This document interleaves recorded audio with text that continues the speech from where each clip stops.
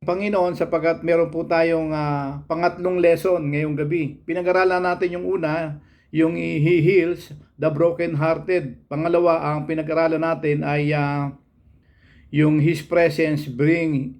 Ang ngayong gabi ay pag-uusapan natin yung bring inner healing. His presence bring inner healing. Yung una natin pinag-aralan, He heals the broken-hearted. Pangalawa, yung Jesus heal all kinds of diseases. At itong pangatlo, His presence, no? Yung presensya ng Panginoon ay nagbibigay ng kagalingan at kalakasan.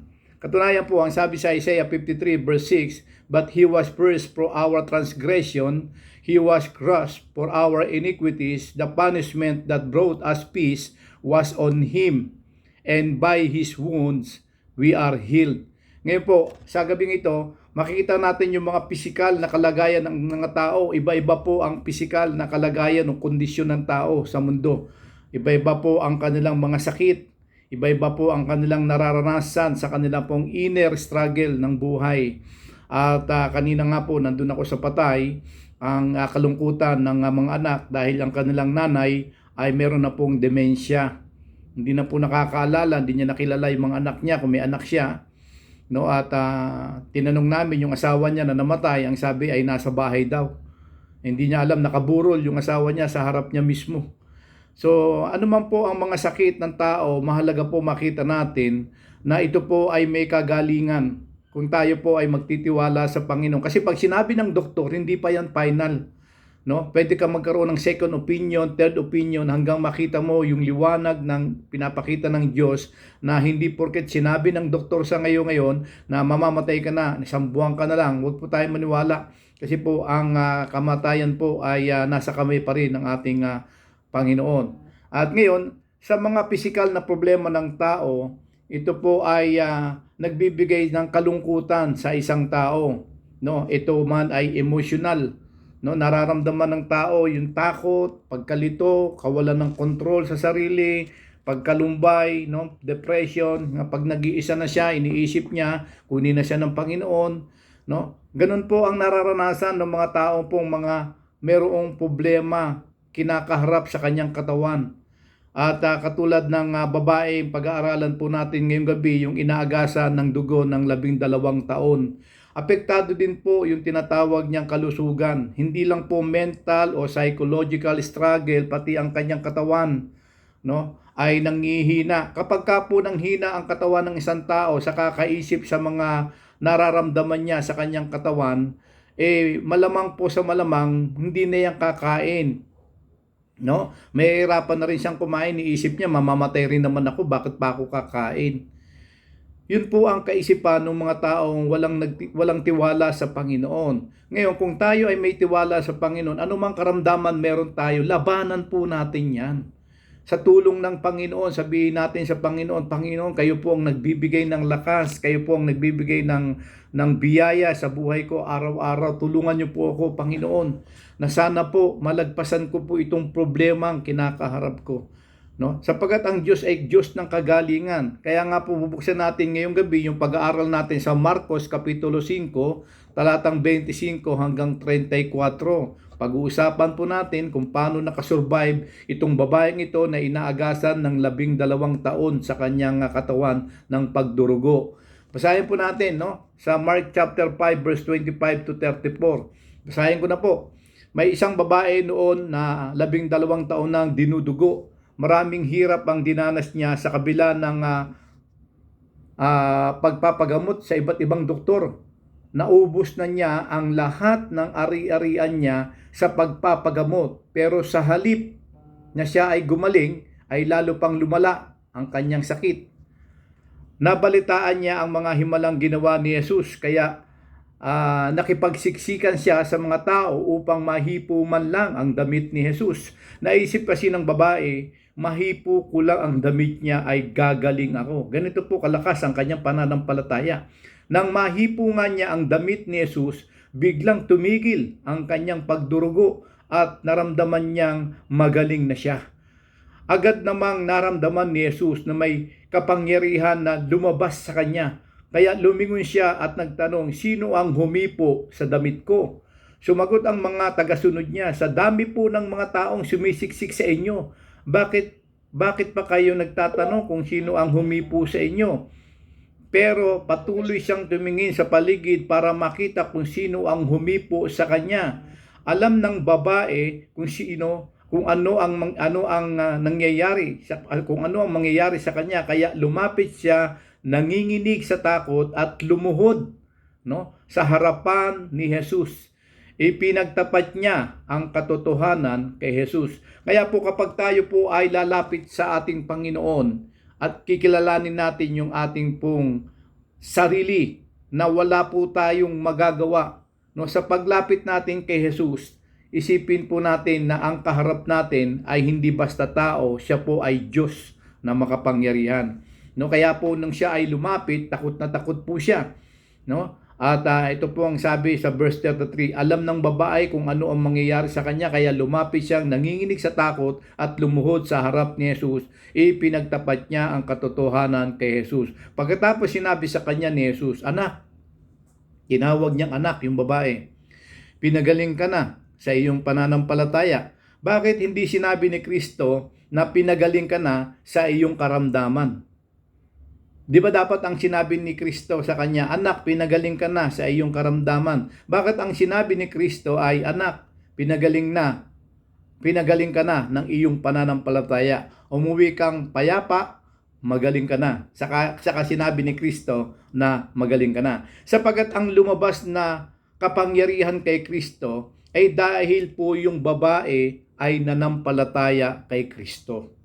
Kaya kapag ang isang tao lumapit kay Kristo, dapat nandun po yung pananampalataya. Yung pagtitiwala na anuman ang kanyang gawin o paglapit kay Kristo, alam niya na siya po ay pagagalingin ng ating pong Panginoon.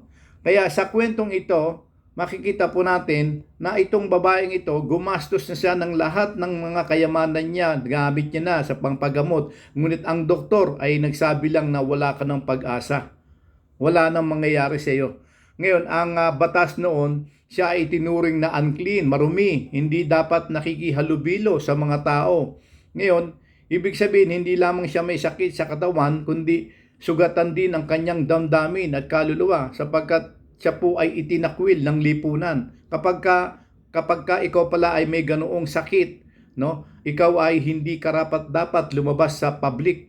Kailangan nasa bahay ka lang. Ngunit dahil sa kagustuhan ng babaeng gumaling siya sa kanyang karamdaman, hindi ba kapag gusto natin gumaling tayo sa ating karamdaman, gagawin natin ang lahat, gumaling lamang tayo. So ginawa na ng babae yon. Nagbayad siya sa mga doktor, pero ano naging resulta? Hindi ka nagagaling. Kung yan ay Pilipino, baka malamang yan, sabihin yan, punta tayo sa albularyo. No, kahit ang albularyo, hindi ka mapapagaling. No?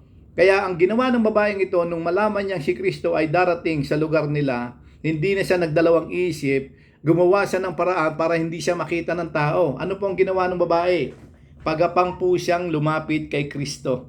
Kaya hindi namalayan ni Kristo, no, na meron na palang humawak ng kanyang laylayan. Kaya nga nung hinawakan yung damit, hindi naman ibig sabihin ang kapangyarihan ay nasa damit. Katulad ng itinuturo ng ibang mga tagapagturo na iladlad mo ang panyo at ikaw ay gagaling. Hindi po yun sa panyo, hindi po yun sa damit, kundi mismo kay Kristo, sa persona ng Diyos, no, nanggaling yung kapangyarihan kay Kristo. Tandaan po natin na meron po mga nagtuturo ngayon na ang sabi bilhin mo itong itong panyong ito, no? At ito po ay ilagay mo sa iyong mga kasukasuan kung saan masakit. Ginawang negosyo yung panyo, no? Hindi po totoo 'yon. Ginagamit nilang ilustrasyon yung kay Kristo, hinawakan ng babae yung damit ni Kristo. Kaya nga nung si Kristo nga ay ipinako sa krus, hindi ba pinag-agawan pa yung damit niya ng mga sundalo kasi nga yung damit daw na yun mayroong himala. Hindi po totoo yun. Ang totoong himala nanggagaling mismo kay Kristo. Malinaw po tayo doon. Si Kristo ang nagre-release ng kapangyarihan kapag ginusto niyang i-release ang kapangyarihan ng kagalingan. Kaya dito makikita natin yung tatlong outline natin. Una, yung problema. Pangalawa, yung pananampalataya. Yung pangatlo ay yung pagpapagaling, no, at kapayapaan. Unahin po natin yung problema. May isang babae roon na 12 taon nang dinudugo. Ito po ay sakit ng mga babae, no? Maraming hirap ang dinanas niya sa kabila ng pagpapagamot sa iba't ibang doktor. So sabi dito sa kwento, naubos na lahat ng pera niya, yung bank account niya, lahat ng ipon niya, mga ari-arian, naibenta na siguro yan, no? Naibenta na po siguro yan. Kaya ang mangyayari diyan ay ito po ay naubos na po ang lahat ng kayamanan na meron siya. Kaya isa na lang ang choice niya, isa na lang ang pag-asa niya, ang lumapit kay Kristo, no? Siya, yun po ang ginawa po niya. Siya po ay yung karamdamang physical niya, yung emotional niya, yung spiritual niya na apektado ay talaga namang unti-unting lalong nadadagdagan yung kanyang kalungkutan. Yun ang problema ng babaeng ito. Sa kabila po ng kanyang karamdamang yon, hindi pa siya tanggap ng lipunan. Marahil sa pamilya nila, mga kamag-anak niya, nilalayuan din po siya. Kasi po sa kanya pong karamdaman. Kaya napakahirap po para sa isang taong may ganitong karamdaman ang lumabas ng bahay. Kaya po hindi lang po siya sugatan sa kanyang pisikal, sugatan din po ang kanyang puso sapagkat nalulungkot siya na kahit na gusto kong lumabas, hindi ako pwedeng lumabas kasi nga dahil sa aking kalagayan. Ngayon, ito pong babaeng ito ay meron pong tinatagong kalungkutan sa kanyang puso, no? Meron po siyang tinatagong kalungkutan na nagdadala sa kanya ng panghihina. Makakita na ba kayo ng taong kapag merong karamdaman ay ayaw na pong kumain? Di ba, nakakita po kayo ng taong kahit subuan mo ng masarap na pagkain yan, ayoko nang kumain. Kasi sa isip po niya, mamamatay din naman ako ba't pa ako kakain? Di ba? Napakahirap po. Lumagay po tayo dun sa taong meron pong cancer. Lumagay po tayo sa taong meron pong tumor o meron pong sakit na nakakahawa, 'di ba? Feeling ng taong 'yun talagang dito na lang ako sa bahay. Ayoko nang lumabas kasi pinagtatawanan ako eh. Pag lumabas naman ako, wala namang kumakausap sa akin. At kapag ka naman nakipag-usap ako, diring-diri sila, nakikita ng mga mata ko, nandidiri sila sa akin. So napakahirap, 'di ba? Napakahirap po sa isang taong may ganitong karamdaman ang tanggap ng lipunan. Kaya tayo mga mahal sa buhay, kung meron po tayo mga kapatid na may mga karamdaman, huwag naman mangyari. Pero ito nga po ang damdamin ng taong ito, ng babaeng ito. Yung kanyang problema, talagang hindi niya lubos na maintindihan. Kung maaari nga lang maaring may mga tao din po na may mga karamdaman na hindi mo kayang ipaliwanag. Minsan sinisisi nila ang Diyos. Panginoon, bakit mo binigay sa akin tong ganitong karamdaman? Bakit hindi na lang doon sa mga taong masasama? Yung mga taong kurap, no? Yung mga taong walang inisip na tama sa sarili. Bakit hindi na lang siya, Panginoon, ang binigyan mo ng ganitong karamdaman? Alam niyo po, marahil kaya minsan dumarating ang karamdaman sa isang tao, ito po ay isang testimony na kapag ka ikaw ay nagtiwala sa Panginoon at ikaw ay pinagaling ng Panginoon, yung karamdamang yan magiging patotoo. Ano niyo po? Wala kang magiging patotoo kapag hindi ka dumaan sa mga pagsubok. Kasi yung pagsubok na yan, pag nalagpasan mo yan sa tulong ng Panginoon, yan ang magiging iyong mensahe. Sasabihin mo sa mga tao, alam niyo po, ako po ay mayroong ganitong sakit. Sa awat biyaya ng Panginoon, pinagaling ako ng Diyos. At dahil sa pagpapagaling niya, yan po ang patutunayan ko sa inyo kung gaano kabuti at makapangyarihan ang Diyos na dininig niya ako sa aking pong panalangin. Yan ang magandang patotoo, no? Pangalawa, nakita natin yung problema. Pangalawa naman yung pananampalataya. Ito po ang sabi ng talatang 28 hanggang 29. Naisip kasi ng babae, mahipo ko lang ang damit niya ay gagaling ako. Nang mahipo nga niya ang damit ni Jesus, biglang tumigil ang kanyang pagdurugo at naramdaman niyang magaling na siya. No? Kaya dito, nung hinawakan ng babaeng ito, ang damit ni Kristo, lumabas po ang kapangyarihan ng Panginoon. Uulitin ko po hindi po sa damit nang galing ang kapangyarihan. No? At wag po kayong maniniwala sa mga nagbebenta ng panyo na kapag yun ay binili ninyo, ipahid nyo lang sa inyong mga sugat, sa inyong mga masasakit sa katawan, gagaling kayo. Hindi po totoo yun. Ang totoo, si Kristo ang nag-release ng kapangyarihan. No, mula kay Kristo, lumabas ang kapangyarihan ng himala nung pagpapagaling sa babaeng ito. Dahil sa kanyang pananampalataya. Kaya nga nung sinabi ni Kristo, nung lumapit yung babae, paluhod kay Kristo, ang sabi ni Kristo ay pinagaling ka na, no, ng iyong pananampalataya. Bakit sinabi ni Kristo yung pananampalataya kesa pinagaling ka na sa iyong karamdaman? Sapagat ang lumabas sa kanya ay pananampalataya. Pinalitan ng Diyos yung pananampalataya niya ng himala. Kaya ang unang himala na pwedeng gawin ng Diyos sa tao, hindi lang yung una pisikal, kundi yung spiritual. Nawalay ang babaeng ito, pinaramdam ni Kristo ang pag-ibig niya sa babaeng ito. Paano niya pinaramdam? Tinawag ni Kristo yung babaeng anak. Di ba? Dapat ang sinabi ni Kristo sa kanya, oy babae, pinagaling ka na. No? Pero ang tawag ni Kristo sa kanya, anak. Ang sinumang nanampalataya kay Kristo ay tinawag na anak ng Diyos. At kapag tayo ay tinawag na anak ng Diyos, ano po ang nananalaytay sa atin?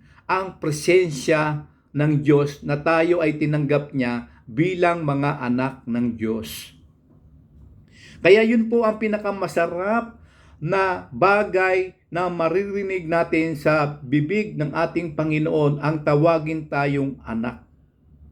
Ngayon, sinabi po sa Biblia sa John chapter 1, verse 12 to 13, ito po ang sabi, ang sinumang sumasampalataya kay Kristo ay tinawag na mga anak ng Diyos.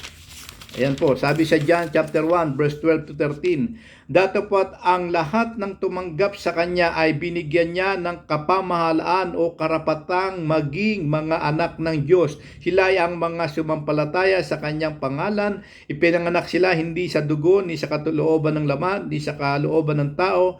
Sila ay ipinanganak mula sa Diyos. Nakuha niyo po? So yung pananampalatayang ito ng babae nagdala sa kanya upang ma-restore ang kapayapaang matagal niya nang hinahanap. Marami pong tao walang kapayapaan kapag may karamdaman. Hindi po niyan alam kung anong gagawin niya kapag may karamdaman. Hindi yan nakakatulog, nag-iisip yan ng mga babayaran, nag-iisip yan kung sino mag-aalaga sa kanya, sa karamdaman kong ito. Pinagpapalapasahan na ako ng mga anak ko, walang gustong tumanggap sa akin dahil sa sakit kong ito. So, ano po ang damdamin niya? Talagang yung kapayapaan sa isip niya. Talagang hindi niya makontrol. Maaring hindi na yan makatulog. Pero nung kinatagpo siya ni Kristo at nanampalataya sa kay Kristo, binalik ng Diyos yung kapayapaan na matagal niya nang hinahanap. Maaring itong babaeng ito, nung siya ay pinagaling ni Kristo, nakatulog na siya ng 8 hours. Baka sobra pa. Nakuha niyo po? Kasi yung kapayapaan na binibigay ng Diyos, nagbibigay po ito ng masarap na tulog. Kapag tayo ay mayroong kaaway, kapag tayo ay mayroong iniisip na bagay na hindi naman dapat iniisip pero iniisip natin, alam niyo po yun, yung wala namang problema, gumagawa ka ng problema, kaya hindi ka makatulog at wala kang kapayapaan. No? Ngayon, kapag ikaw naman may problema at hindi mo masolusyonan yung problema at hindi mo alam yung gagawin, wala ka rin kapayapaan. Kaya ang sabi sa John chapter 14 verse 27, ang kapayapaan ay ibinibigay ko sa inyo. At hindi ito ay binibigay ng sanlibutan. Marami pong mga tao na kapag sila po ay mayroong problemang matindi, pag problema sa pamilya, problema sa asawa, problema sa mga kaibigan, problema sa trabaho, saan po pumupunta yung mga lalaki sa palagay niyo pag may mga problemang ganyan? Kapag sila ay wala kay Kristo, sa beer house. 'Di ba? Pupunta yan sa mga babae. Paligayahin mo ako, punong-puno ako ng kalungkutan.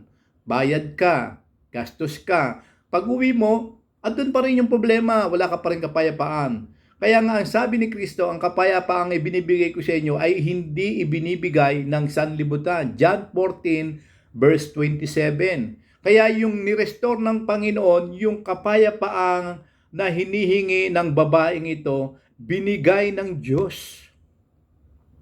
Hindi lang po yung pisa ang ibinibigay, yung tinatawag na presence ng Panginoon. Pinaramdam ng Panginoon ang kanyang presensya sa babaeng ito, no? Kaya ang sabi sa mga awit 73 verse 26, ang Diyos ang lakas ng aking puso at aking bahagi magpakailanman.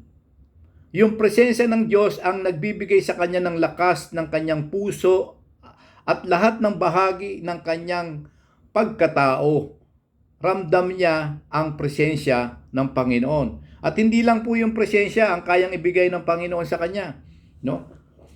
Hindi lang po yung kapayapaan, hindi lamang po yung presensya, no? Nakita po niya yung perfect will ng Panginoon na kung bakit dumating sa akin ang sakit nito ay dahil may purpose ang Diyos.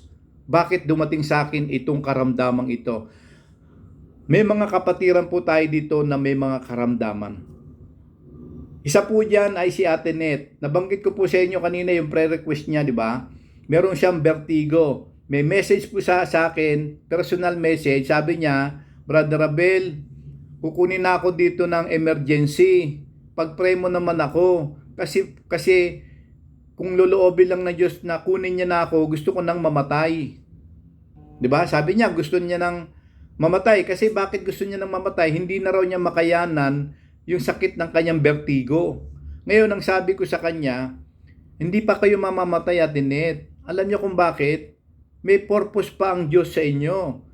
Paano? Kasi ilang beses na po kayong nag-pray-request sa akin.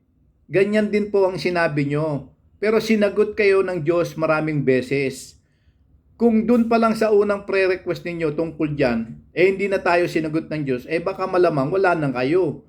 Pero binuhay po kayo. Kaya kayo binuhay ng Panginoon, pinalakas niya kayo upang makita ninyo ang kapayapaan, ang presensya ng Diyos at ang totoong kalooban ng Diyos, yung perfect will niya, na kaya po kayo dumaranas ng ganyan upang maging patotoo po yan sa mga taong may ganyang karamdaman. Ayan, katulad ni Ate Pen, meron siyang diabetes, nag-i-insulin yan. Matagal na. Pero minsan dumating sa punto ng buhay niya na ayaw niya na mag-insulin. Pinatunayan ng Diyos sa kanya na may plano ang Diyos sa kanya. Marami pong may mga ganyang sakit, tigok na, patay na. Pero isa po nakakasurvive. Bakit po siya nakakasurvive? Sapagkat ang pananampalataya niya sa Diyos ay buo at nagpapagamit siya sa Panginoon at sinasabi niya, Lord, kayo po ang humawak ng aking buhay, kayo po ang may-ari nito. Habang ako ay nabubuhay, ibibigay ko po ang lahat para sa iyo. Kasi po bakit? Nakita niyo po yung mga nangyayari ngayon. Kami ngang mag-asawa, nag-uusap kami. Alam mo sa nangyayari ngayon sa daigdig? Nagkakaroon ng earthquake, tidal wave, taggutom, baha, lindol, ano-ano pang mga kalamidad, gyera. Hindi na ito panahon para mag-inarte tayo sa buhay. Hindi na ito yung panahon para gawin natin yung gusto natin. Ito na ang panahon para ipahayag natin ang kabutihan ng Diyos, ang pagliligtas ng Diyos, at ang kapangyarihang magagawa ng Diyos sa buhay ng isang tao. Nakakalungkot lamang po dahil meron pa po tayong mga mahal sa buhay na ayaw pa rin nilang kilalanin si Kristo bilang Panginoon tagapagligtas sapagkat ayaw nilang iwan ang kasalanan. Hindi pa ako sawa sa kasalanan ko. Paano pagka na-born again ako, di na ako makakapambabae? Paano pag na-born again ako, di na ako pwedeng mag-inom ng alak? O paano di na ako makakapag-yosi? No? Hindi naman doon ang kaligayahan. Ang kaligayahan ay binibigay ni Kristo kumpara sa mga bisyo na yan, walang katulad. Sapagkat ang kapayapaang ibinibigay ng Diyos, talagang pati ang kalusugan mo, pagiginhawain ng Diyos, iaalis ka niya sa panghihina ng katawan. Iniisip mo lang yan kasi bata ka pa, kaya ayaw mong tigilan yan. Pero meron mga bata pa namatay na dahil sa sakit na yan. Di ba? Akala mo lang yon, malakas ka. Pero pag dinapuan ka ng karamdaman, hindi ka pwedeng hindi lumapit sa Diyos . 'Di ba? Kaya itong babaeng ito, sa kanyang pananampalataya, dun sa problema niya, talagang pinatunayan ng Diyos sa kanya yung kanyang kapayapaan na hinahanap niya noon, binigay ng Diyos.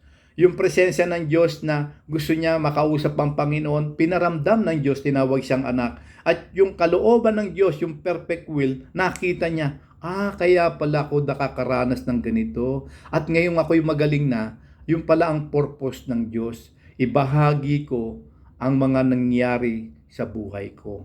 Pangatlo, yung pagpapagaling at kapayapaan na binanggit natin kanina, yun nga po yung tinawag siyang anak. Ang sabi, anak, pinagaling ka na sa iyong pananampalataya. Sapagkat hindi lang pinagaling ng Diyos ang kanyang katawan, pinagaling din ng Diyos ang kanyang espiritual. Alam niyo po, bago po nangyari na itong babaeng ito ay pinagaling ni Kristo, may nauna po sa kanya. Pag binasa mo yung Mark chapter 5, yung sa itaas, meron po dong isang pangalang Jairus.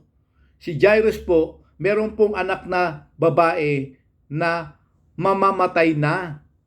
Ngayon, nakiusap si Jairus kay Jesus, lumuhod siya. Jesus, pagalingin mo naman yung anak ko, mamamatay na. Ngayon, habang naglalakad si Jesus at saka si Jairus, dumating tong babaeng ito. Di ba? Dumating yung babae. Kaya nung dumating yung babae, na-interrupt yung pagpunta ni Kristo dun sa anak ni Jairus. Ngayon, ang maganda sa puso ni Jairus, hindi siya nag-entitlement. Hindi siya nagsabi, oy babae, kakadating mo lang, iniistorbo mo kami, pupunta pa kami sa anak ko. Mamaya ka na. Di ba? Hindi ginawa ni Jairus yun, sapagkat si Jairus, humingi lamang din ng habag kay Jesus na pagalingin yung anak niya. Kaya pinahintulutan ni Jairus na yung babaeng pinagaling ni Kristo ang mauna. Ngayon natapos yon. Naglakad uli si Jairus at saka si Jesus. Pagdating nila dun sa malapit na sa bahay, sinulubog sila ng mga kapitbahay, yung mga chismosa. Ang sabi yung anak mo patay na. Ngayon, si Jairus, hindi siya nawalan ng pananampalataya kay Kristo. Ang sabi ni Kristo sa kanya, kay Jairus, Jairus, huwag kang matakot, manampalataya ka lang. Hindi patay ang anak mo. Kaya nung dumating si Kristo, dun sa mga chismosa, ang sabi niya, si Pedro lamang at saka yung dalawang disciple ang papasok at saka yung tatay. Walang ibang papasok Kasi gustong ipakita ni Kristo na ang kanyang himala ay patutunayan muna niya sa kanyang mga disipulo at saka sa tatay. Ganun nga nangyari. Pinagaling ni Kristo, binuhay niya yung bata na ang edad ay 12 years old. Ngayon, ano ang connection ng 12 sa edad ng bata at ano ang connection ng 12 dun sa babaeng inaagasan ng dugo na pinagaling ni Kristo? Alam niyo po yung cycle ng calendar natin, meron po tayong 12 months. Pagkatapos ng 12 months, another year. Di ba? Another 12 months. Ang ibig pong sabihin niyan, yung pagpapagaling dun sa babaeng may inaagasan ng dugo at yung pagkabuhay ng babaeng 12 years old ay patunay na sila ay binigyan ng Diyos ng panibagong simulain. Binigyan sila ng Diyos ng panibagong simula na kung saan kasama na nila ang Diyos. Kaya sa taong ito ng pagtatapos ng 2025, sariwain natin ang lahat ng mga bagay na ginawa ng Diyos sa atin. At kung magagawa niyong isulat nyo. No? Isulat nyo lahat yan. Kung ikaw ay na-born again sa taong ito ng 2025, sinagot ng Diyos yung panalangin mo sa year na to ng 20. Ano pa yung mga ginawa ng Diyos sa inyo nitong 2025 sa pagpasok ng 2026? Simulan nating pasalamatan ng Panginoon ngayon pa lang at sa pagpasok ng 2026 ay muli nating ibigay sa Diyos ang mga bagay na nais niyang mangyari sa ating pong buhay. Kasi ibibigay ng Diyos yung higit pa sa naranasan mo sa taong 2025. Kung ikaw ay lugmok sa kalungkutan, kahirapan o problema sa taong 2025, kaya kang isalba ng Panginoon. kaya kang tulungan ng Panginoon kung buo ang ating pananalig at pagtitiwala sa ating Panginoon. Kaya nga tinawag siyang anak. Hindi lamang siya sa katawan pinagaling din ng Diyos ang kanyang puso at kaluluwa. Nawala yung agam-agam, nawala yung takot, nawala yung emotional problem, nawala yung stress, nawala yung depression. Kaya yung kanyang puso masayang masaya. Meron pong isang tao sa Biblia na ang pangalan ay si Naaman. Isa po siyang hari. Ngayon, ang nagpagaling sa kanya ay ang kanya ding pananampalataya. Hindi rin po siya nag-inarte. Si Naaman po ay may ketong. Ang sakit niyang ketong ay tunay na pinandidirian. Alam niyo po yung ketong. Ito po ay yung balat natin, no? Yung balat natin yan, babalutan po yan, yung ketong. At yung damit na yon, kapag tinanggal mo, dumidikit yung balat ng ketong. Nakuha niyo po? Ngayon, yung damit na yun ay binalot sa ketong. Yan po yung sinasabi sa Bible na ang lahat nating mabubuting gawa ay katulad ng damit na basahan na galing sa ketong. Kaya hindi pwede tayong magmalaki sa Panginoon. Kaya itong si Naaman, sabi ng prophet na si Eliseo, gusto mong gumaling? Punta tayo sa Jordan River. Ang akala niya Naaman, yung pupuntahan niyang Jordan River, ay tubig na malinis. Yung pala, putik. No, putik na tubig. Kumbaga ay lubluban ng kalabaw. Ngayon, ang sabi nung hari ni Naaman, Prophet Eliseo, wala ba ibang tubig? Ang dumi nito eh. Di ba? Pwede siyang umangal. Hari ako eh. Bakit dito mo ko lalagay sa putik? Ngayon, gusto mong gumaling. Siyempre naman, di wag ka nang umangal. Ang totoo niyan, hindi umangal si Naaman nung sinabi ni Prophet Eliseo. Baga meron siyang angal, pero nung makita niya, yung sinabi nila, gusto mong gumaling? O sige, lumublob ka yan. Akala ni Naaman, isang beses lang siyang lulublob. Pero alam nyo, 7 beses siyang lumublob. At nung pang-7 yon, pag-ahon niya, yung mga balat niya, nawala ang ketong. Alam nyo po ang nangyari sa balat niya? Yung balat niya ay kasing balat ng bata. Makinis. Yung ibinigay ng Diyos talagang hindi mo kayang tawaran. Hindi mo pwedeng sabihin, Panginoon, bakit ito lang ang ginawa mo sa akin? Talagang wala kang masasabi kapag ang Diyos ang nagpala sa buhay mo. Kapag ang Diyos ang nagpala sa ating buhay, hindi natin sasabihin, Panginoon, bakit ito lang? Talagang mag-uumapaw ang galak mo sa puso, no? At kung maaari lang ilibre mo ang buong kapitbahay mo sa tuwa. Dahil pinagaling ka sa sakit mo na hindi kaya ng doktor. 'Di ba? Kaya itong babaeng ito, ang kanyang pananampalataya, ang kanyang espiritu, galak na galak nung siya po ay pinagaling. Naramdaman niya, no, ang pag-ibig, ang pagpapatawad, ang pagpapagaling sa kanya ng ating Panginoon. Ano man pong karamdaman meron tayo ngayon, no? Hindi lang po physical na karamdaman, pati po yung emotional, nasaktan, no? Mga puso na kung saan ay tinanggihan, mga puso na kung saan hindi makarecover dahil sa hindi pagkakaintindihan pang pamilya, hindi pagkakaintindihang mag-asawa, hindi pagkakaintindihang magkakapatid, hindi pagkakaintindihang kapitbahay, hindi pagkakaintindihan sa mga empleyado, hindi pagkakaintindihan sa mga maraming bagay. Kaya tayong pagalingin ng Diyos diyan. Kaya tayong bigyan ng Diyos ng totoong kapayapaan. Kaya tayong bigyan ng Diyos ng totoong pag-asa. Sapagkat sa Diyos walang imposible. Naniniwala po ba kayo doon? Kaya sa gabing ito, sana po naintindihan po natin ng malinaw na yung problema ng babaeng ito, no, ay sinagot ng Panginoon. Binigyan siya ng pag-asa sa pamamagitan ng pananampalatayang ginawa niya kay Kristo.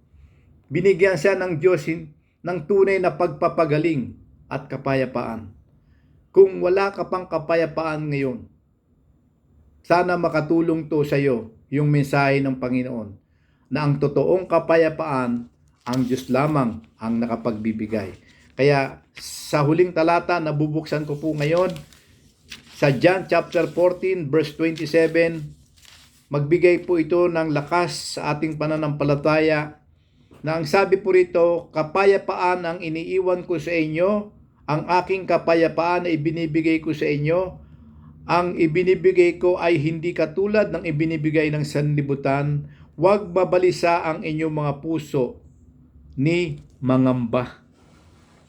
Kaya dito makikita po natin sa salita ng Panginoon na ang totoong kapayapaan ay hindi nakukuha sa maraming pera. Ang totoong kapayapaan ay hindi nakukuha sa achievement. Ang totoong kapayapaan ay hindi nakukuha sa marami kang mga kaibigan.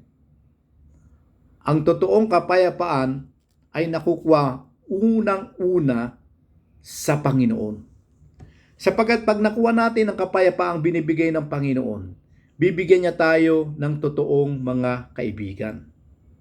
Tandaan niyo po, meron kayong mga kaibigan nung kayo po ay hindi pa mananampalataya. Pero nung kayo po ay naging mananampalataya, yung mga kaibigan niyo iniwan ka. Kasi nga, nasa tama ka na. Ngayon, dahil binigyan ka ng Diyos ng totoong kapayapaan, bibigyan ka ng Diyos ng totoong mga kaibigan. Bibigyan ka niya ng mga kapatiran, mag-i-encourage sa iyo, magmamahal sa iyo, no? At bibigyan ka niya ng mga Kristiyanong nanay. Kung wala ka ng nanay ngayon, kung wala ka ng tatay, bibigyan ka ng Diyos ng mga nanay at tatay sa iglesia. Di ba? Mamahalin kang parang anak niya. Nakuha niyo po? Kasi binigyan ka ng Diyos ng kapayapaan eh. Pag binigyan ng Diyos ng kapayapaan ng isang tao, sunod-sunod na po ang ibibigay na Diyos ng mga pagpapala sa kanya. Yung dati iniisip niya ang kapayapaan na kukuha sa pera, hindi lang pala sa pera. Yung paglilingkod mo sa Panginoon, kayamanan po yan. Yung ginagawa mo sa Panginoon, kayamanan po yan. Sapagkat dala mo ang kapayapaan ng Diyos, ibibigay mo ang kapayapaan yan sa ibang mga tao. Kaya hindi sa pera, hindi sa dami ng iyong ari-arian, no? Kundi dahil sa kapayapaan binigay ng Diyos sa atin, ipararamdam sa atin ng Panginoon ang tunay na pagmamahal na nais ng Panginoon. Kaya sana sa gabing ito,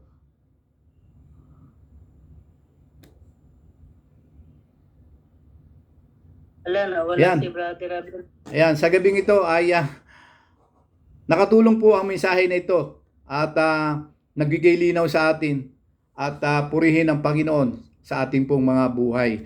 Tayo po ay mananalangin. Ano po, magpe-pray na po tayo. Salamat Panginoon sa inyo pong salita na natutunan po namin ngayong gabi. Purihin ka Panginoon sapagkat napakadakila mo at napakabuti mo sa aming pong buhay. At tunay na binabalik namin sa iyo ang pasasalamat at kapurihan Panginoon sa ginagawa mo sa aming pong buhay. Pagpalain niyo po ang mga anak mong ito na nandito po at nakinig ng ipong salita at sa mga hindi po nakapasok, Lord, sana po ay i-bless mo po ang kanila pong buhay, i-bless mo po ang buhay ng bawat isa at ang devotion po namin ngayong gabi ay magsilbing ilaw sa aming pong buhay, sa aming paglilingkod at sa pagsunod sa iyong kalooban. Salamat po at ikaw po magpagaling sa may mga karamdaman katulad ni Ate Ned sa kanyang vertigo at sa iba pang may mga karamdaman katulad ni Ate Pel sa kanyang diabetic at kay Korak sa anuman pong mga kalusugan kailangan niya sa kanyang katawan, sa mata ni Mila na mag-normalize na po ang kanyang paningin at ganoon din po sa iba pang may mga karamdaman sa mga oras na ito, pagalingin niyo po sila Panginoon. At salamat din sa mga pagpapagaling mo sa mga pinag-pray po namin katulad ng pamangkin ni Sister BG